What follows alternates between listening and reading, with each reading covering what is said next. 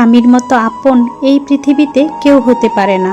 স্বামী নামের এই মানুষটাকে কখনো টাকার গাছ ভেবো না। স্বামীকে সবসময় মাথার উপরে ছায়া হয়ে থাকা বট গাছ মনে করবে। এই বট গাছটা যতদিন তোমার উপরে ছায়া দিবে ততদিনই বাবার বাড়ি, শ্বশুর বাড়ি সব মানুষের কাছে তোমার মূল্য থাকবে।